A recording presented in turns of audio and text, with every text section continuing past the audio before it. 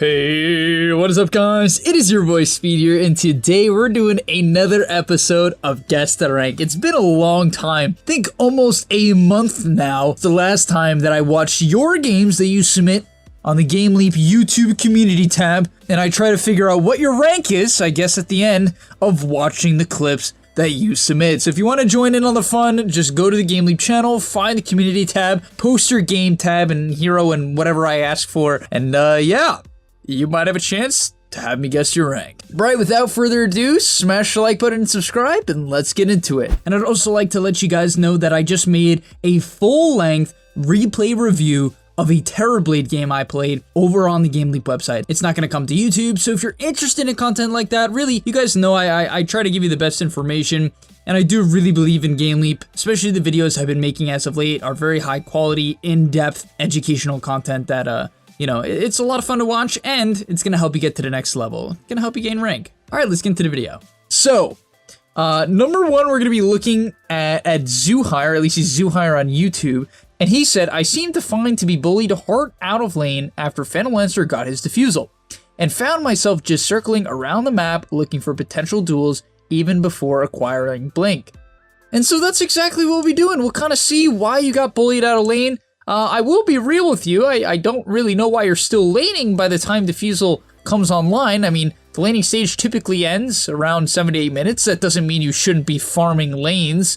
That's not what I'm saying, so maybe you just have a bit of a weird usage of laning stage. That's fine. But yeah, let's see what happens. First things first, I have no idea why you have a clarity, right? Especially if you're not going to take a nuke at level 1. I'd kind of understand this a little, even then it's just bad. You should almost never start like a lane as a side lane core with the clarity, because you should basically always buy a mango at least so you have some HP regen. And then you got like a buckler queued up. I don't know what's going on here. And then a soul ring. What is happening? Kind of some weird items going on. I'm not gonna lie to you. 2 carries, 1 lane. That's your name. Interesting. I hope you don't have that to be the case. Now you have a position 4 warlock, so immediately this is probably low rank, but doesn't mean you can't win. Let's see what you do. I'm curious to see how you pressure the PL, because Legion crushes PL at this point in the lane. Oh, you're against the techies.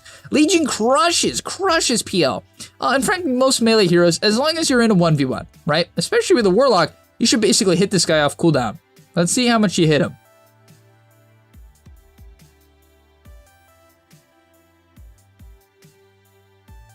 Okay, you didn't hit him that wave. We'll see the next one, right? You know, could have just been a bad wave. Let's see. What? What did I just witness? What? Brother, I just watched the weirdest thing of all time. How much heal does this give? So press the attack gives 150 HP at level 1, and you popped Soul Ring to press the attack with full mana, but Soul Ring consumes 170 HP. So you just consumed 170 HP to heal for 150 HP. Am I missing something? Am I missing something? Is there something this guy, do you know something I don't? What's going on here? Am I doing the numbers wrong? Or is this just the worst thing I've ever seen? Why are you juggling? It's 4 minutes into the game. Why are you juggling? What are you doing? Okay, so, you know, what's really funny is your last hits are actually pretty decent, but the item build is absolutely horrendous. You've yet to hit the PL once. Personally, I would even recommend taking your Q against PL. Going the WE build is okay, but if you're gonna go the WE build, you need to at least just start auto-attacking him. The biggest advantage of the skill build is the fact that you just out-trade most heroes, especially right-click only heroes, in a 1v1, and you basically never hit the guy unless he hit you. And yeah, I don't know, this gives me very, very low MMR vibes. The Soul Ring is absolutely useless. It literally does nothing besides give you some strength, in which case you should buy bracers or don't upgrade the Soul Ring, just, I don't know, leave the Gauntlets of Strength if that's why you're buying it. And so, yeah, I'm not gonna lie, your last hits are good, but everything else is really, really underwhelming. It's just really underwhelming. And you're rushing Blade Mail, which is just not good.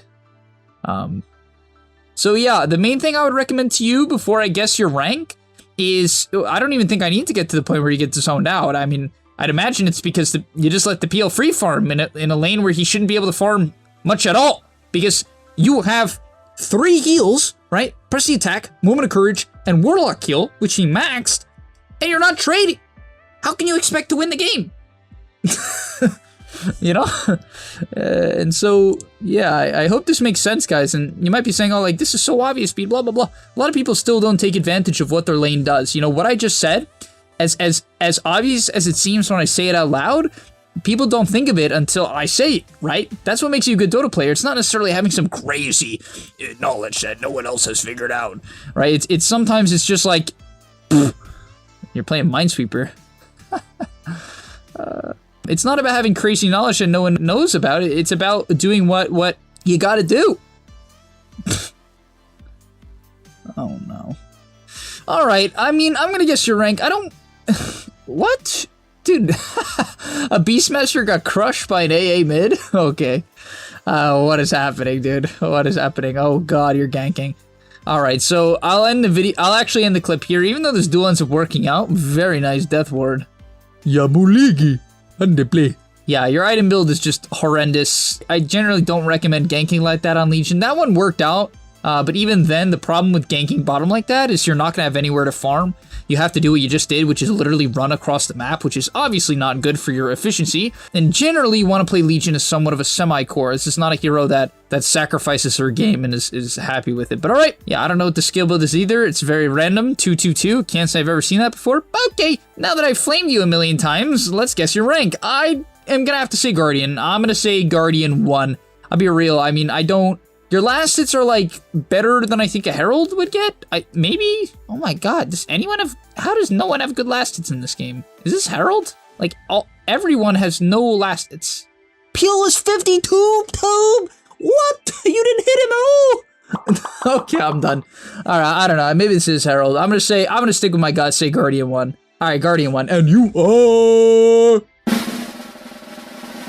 Herald 4, alright, man, yeah. Definitely, it makes sense. Like, I'm gonna be real with you, it definitely makes sense. You got a lot to work on, but hey, oh my god, dude, please just copy someone's item build. What is this? Like, if you get to 7k, 8k, you can do your own thing, right? You can switch it up. I might still flame you a little bit, but it will likely make some sense. This makes some sense, but you need a BKB. You're just gonna get stunned, and then decrept, and then stunned, and then decrept, and all your mana burn. How are you gonna play the game?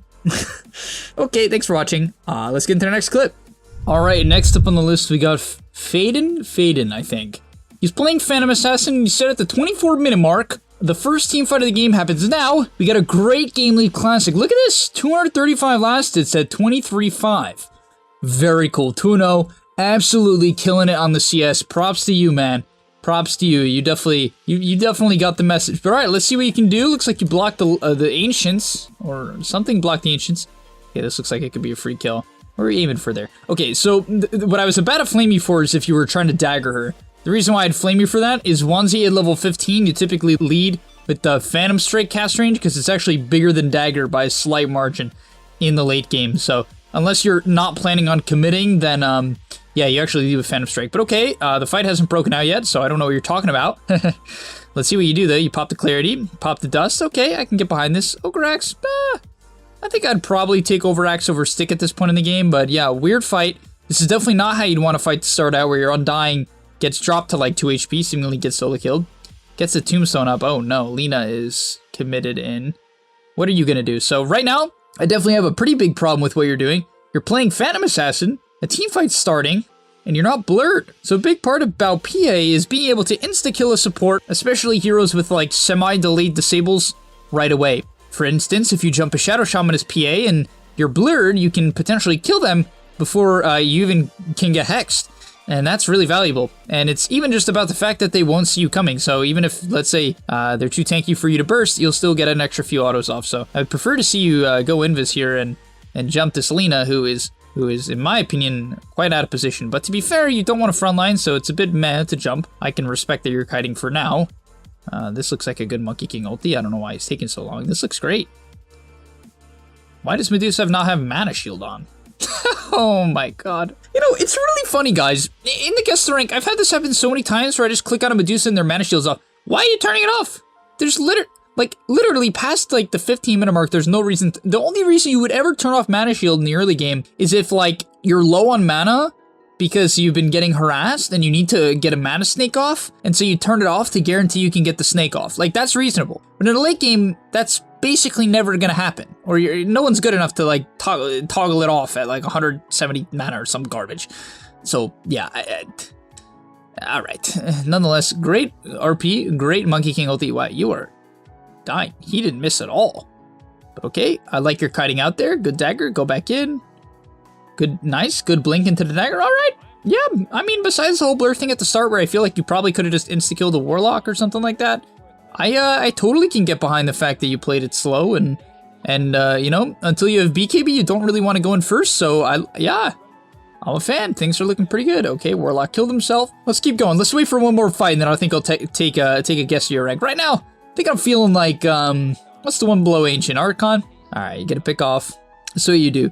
For now, one thing I will say is that, you're definitely not using Blur. You haven't yet, which is a bit of a concern. It's really underrated. So like here, for instance, it looks like you're about to walk up this hill. You do see them, so you don't need to, but I just want to say out of principle, guys, let's say he didn't know where they were, then he would want to do that, right? Even with Aegis. Especially, actually, when you have Aegis as PA, what you can do is you can literally just start, like, running back and forth like this until you bump into someone. You, like, cut the wave, you run this way, you cut the wave. It's really funny how much you can do with Blur. Okay, I like you cutting the waves. This TB bottom is kind of weird. Like, the reason why I say that is I'd rather your team just, like, play here, and then, like, get a pick off here and then go high ground. These towers, at this point, are just completely unnecessary. Like, the reason why it's unnecessary is, like, your team is 5-manning. All you guys basically did is give the enemy team this portion of the map. So you're kind of throwing away your lead. If you have Aegis on PA, you want to be mid. You see what I'm saying? Like, you want to be mid because, as I said with the Blur, you can literally just run back and forth and control the entirety of the map. Like, most heroes can't do it as well as PA can because, well, they can't smoke all the time. So, yeah, I'm not a fan of this. But, okay, it looks like you guys caught the Nyx. Now you catch Slaughter. It seems like a fine jump. You're so far ahead with Aegis. Okay, cut the mid-wave. Now you should, alright, I guess you go back bottom. Alright, you're gonna go high ground. It's definitely a bit hard.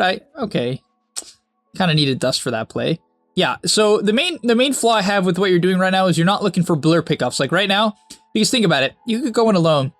These guys have a really hard time killing you. Almost all of their damage is physical. Even Lina is like largely physical. So you could literally run bottom here onto this ward alone, completely alone, and make the plays.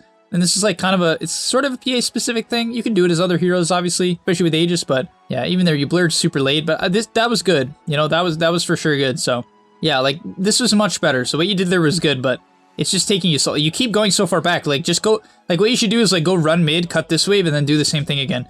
You see what I'm saying? Like you should let someone else cut the bad waves, basically. Okay, yeah, do you ever die this game? It seems like a stomp. Seems like a stomp. Yeah. They jump deuce, so that's fine. Kill PA. You should have abyssal her. I don't know why you didn't abyssal. You shouldn't have jumped Warlock there. Alright, this is kind of a waste. Oh, he has rock, I guess, so it's okay. Alright, it's okay. The only reason why I say it's a waste is generally, if you're playing against a hero like Lina, who's like a squishy ranged hero, they're a better option. Like, killing supports this PA is pretty reasonable, but there's certain cores like Lina's and Puck's that if you can hit them, you can kill them. Now, Puck needs to be stunned, so if you have Abyssal, you could do it, but yeah, honestly, Lina, you could kill her even without a stun a lot of the time, so, you know, this is all dandy, but, yeah. Alright. Definitely a Game Leap classic here. A Game Leap classic. But okay, yeah, I'm gonna say that this is like, I want to say like high Archon. Like it doesn't, like your map movement is not good enough to be immortal for sure, but the farming seems super legit. Your jumps have been like 7, 8 out of 10, something like that. I give you a lot of respect for that. So yeah, I'm gonna say low ancient. I'm gonna say ancient 2 for Phaeton. Alright, and you are ooh, Archon 1. Alright, so either you definitely got a lot of room to grow, or you just had a really good game, but props to you, man. That game looks super solid.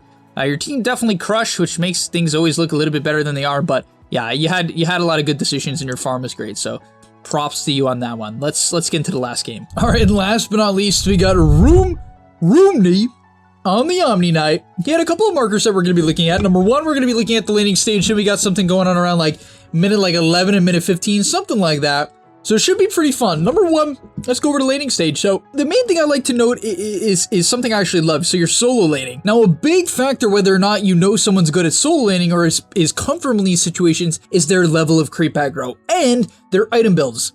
For instance here, let's start by talking about the Soul Ring. Soul Ring costs 170 HP, right? I'm gonna pull it up here, 1 second guys. So it's 170 HP to gain 150 mana. So you're only getting 150 mana, which allows you to basically cast 1 Purification and 1 Heavenly Grace. Not bad. But the problem is, it's 170 HP. Purification heals you for 90 at level 1. Heavenly Grace heals you for 80 at level 1. Which means you're spending the same amount of HP for Soul Ring that you heal yourself for. Now, the only justification behind this is that you get some extra damage and HP from Heavenly Grace for only 10 seconds, which is frankly not long, and a bit of damage from Purification. And so you might be figuring out what I'm trying to say here. You shouldn't buy Soul Ring until your spells can justify the Soul Ring on Omni Knight, unless you're playing like pause 5 and strictly healing your teammate, which is frankly weird, right? You guys kind of see what I'm saying, which is why this is very backwards and you'll never see a pro doing something like this. And unless I'm literally missing something, which I've never seen someone good do this, frankly, so I can't imagine this is immortal. It just lacks your regen. You only have 1 set of tangos. You don't have any mana item until you even get to the Soul Ring, and then when you get it, it's like awkward to use it because it's Soul Ring.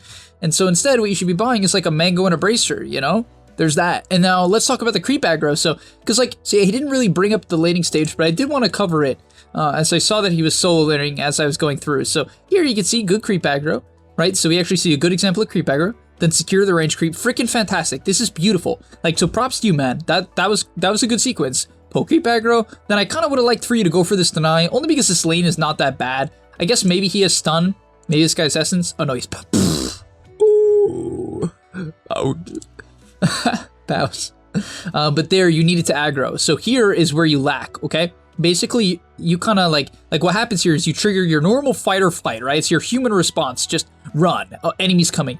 The problem is you run and then you get zoned off the wave. You need to, when you're running, pull aggro. It's a little bit hard, but that's the thing. Do you want to be good at the game? You got to be able to do it. And so right here, right when you're running away, right here, you want to click on him and drag the creeps to here.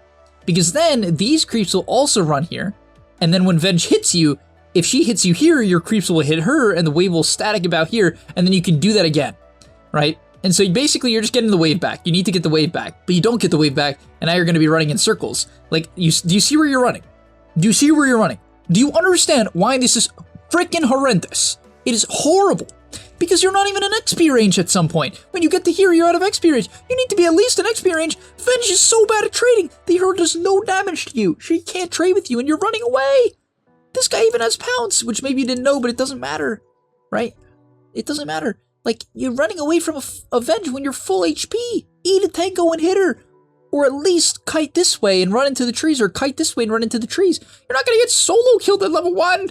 Like, you can't just miss a full creep, which you end up getting. But they obviously get the deny for free, and once again, it's funny. So what you can see here is that you're clearly pretty good, but you can see what I'm saying. This is mediocre. It's not mediocre. It's like a little bit above mediocre. So if I had to take like a guess right now, this is probably like legend 3, 4, somewhere around there because of the inconsistency. It's like the right ideas, but it's executed on like you know, like on a meh level, on a mediocre level. I hope that makes sense, guys. You don't take it the wrong way, obviously. I'm saying this because, like, he needs that help. But, hey, at 11 minutes in, you ganked mid, which can be okay.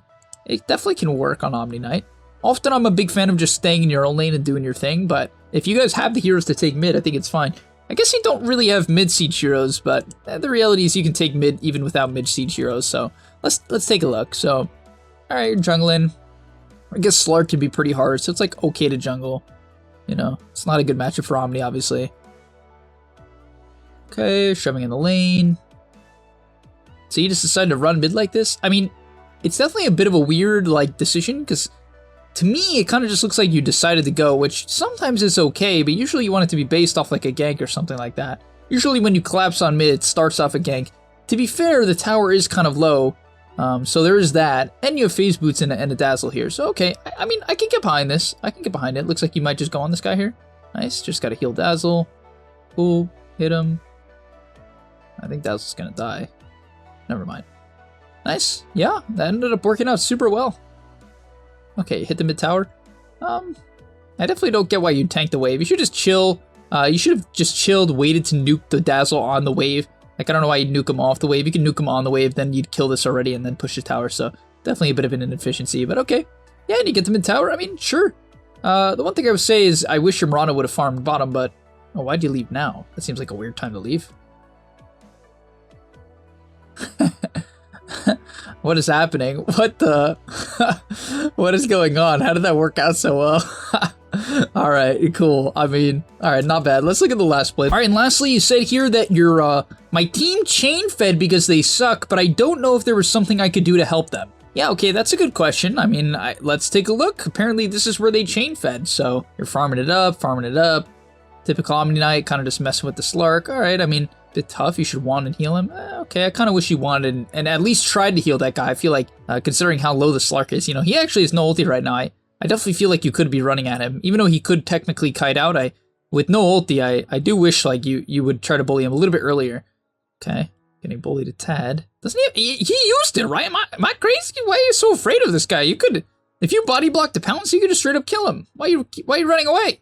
You're not playing around like. That's where you're not really playing around like the actual factors of what's going on. Yeah, this is a shitty matchup and there's a chance he just hits you twice and leaps away, but frankly, I would take those odds. I would take those odds of potentially getting a solo kill. But, alright, you gotta run away, you're definitely fine. This Slark has a hard time killing Omni Knight. You almost kill him, that's what I'm saying, what? Alright, now I'm guessing you kind of have to run away. So this is where you say your team chain fed. They'll just, nah, I mean, so the reality there, what's really funny about that circumstance is why the world is so hilarious, guys. This is why Earth makes no freaking sense, and it's bizarre. Because one little decision you can make can completely change the outcome of a game, right? Like, you always have to think about Dota that way. And this is where I'll end the video as I say what I think he could have done. Every little thing you do changes the game. Every step you take, every creep you hit, how long it takes you to hit that creep, how long it takes you to cast your spell, when do you cast your spell, why did you cast your spell, did you cast your spell in coordination with your teammate, did you wait for them, could you have waited a second, could you have waited 2 seconds, could you have healed Dazzle on the wave, could you have killed Slark there? You guys kind of see where I'm going with this.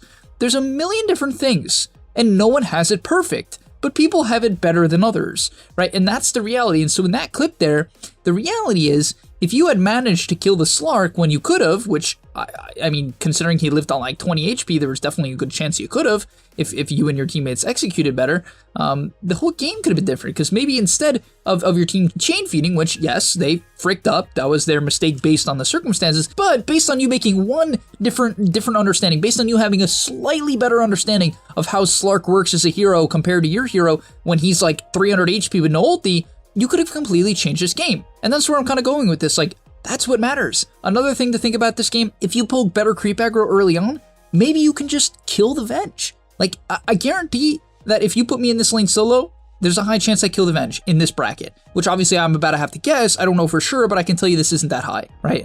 Based on people's decisions. And so that's the thing. It's all about micro decisions, guys. Micro decisions. And you can't win every game. Of course, I'm not saying you can win every game, but you have to do as many little things as possible that push you towards the win. And then you can do it. Then you can gain rank, right? I'm 7.5. Trust me, guys. I'm a 7.5 KMMR player. I know there's literally a million things I could change on a micro level. And that's not me just saying that. There's literally a million in Dota, things I could change.